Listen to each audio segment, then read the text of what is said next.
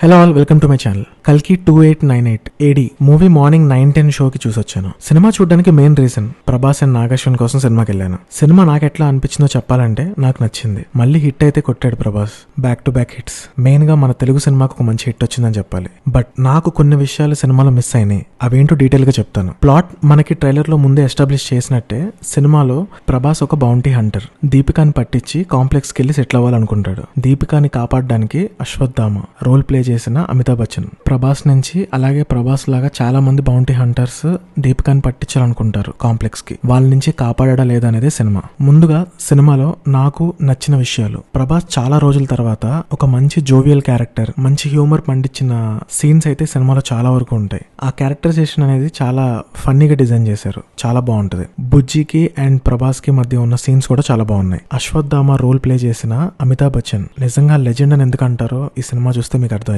And Prabhas and Amitabh Bachchan మధ్యలో ఉన్న fight sequence చాలా బాగా ప్లాన్ చేశారు. సినిమాలో చూస్తున్నంతసేపు టాప్ లేచిపోయింది. సినిమాలో ఇంకో major plus visuals, production values అయితే సినిమాలో కనిపిస్తాయి. మహాభారతం విజువల్స్ గానీ ఆ ఎపిసోడ్ గానీ సినిమాలో చూస్తున్నంతసేపు ప్యూర్ గూస్ బంప్స్ అని చెప్పాలి. అలాంటి ఐడియాస్ ని అనుకొని ఎగ్జిక్యూట్ చేసిన నాగశ్విన్ కి హ్యాట్స్ ఆఫ్ చెప్పాలి. దీపిక క్యారెక్టర్ కూడా సినిమాలో చాలా ఇంట్రెస్టింగ్ అండ్ ఇంపార్టెంట్ రోల్ తను న్యాయం చేసిందనే చెప్పాలి. స్పెషల్ గా ఒక సీన్ లో తను నడుచుకుంటూ వస్తుంది. What a performance, goose bumps వస్తాయి సినిమా చూస్తున్న సేపు.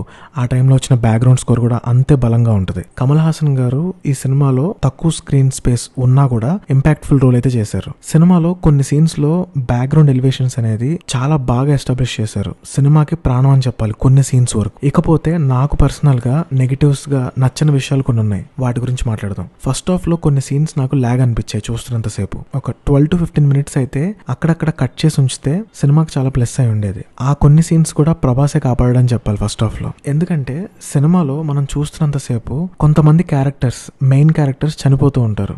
మనం అంత కనెక్ట్ అవ్వం, అంత ఎమోషనల్ గా ఫీల్ అవ్వలేం. ఎందుకంటే ఈ సినిమాలో ఒక 3 వరల్డ్స్ లాగా చూపిస్తారు. ఒకటి కాశీ సిటీ, ఇంకోటి కాంప్లెక్స్, ఇంకొకటి శంబాల. ఆ సిటీస్ కి మనం కనెక్ట్ అయ్యేలాగా ఆ క్యారెక్టర్స్ గురించి ఇంకొంచెం మనకి ఎస్టాబ్లిష్ చేసుంటే వాళ్ళు చనిపోతున్నప్పుడు మనకు ఆ ఇంపాక్ట్ ఉండేది. సినిమా అయిన తర్వాత కూడా మనం ఆ ఇంపాక్ట్ ని క్యారీ చేస్తాం.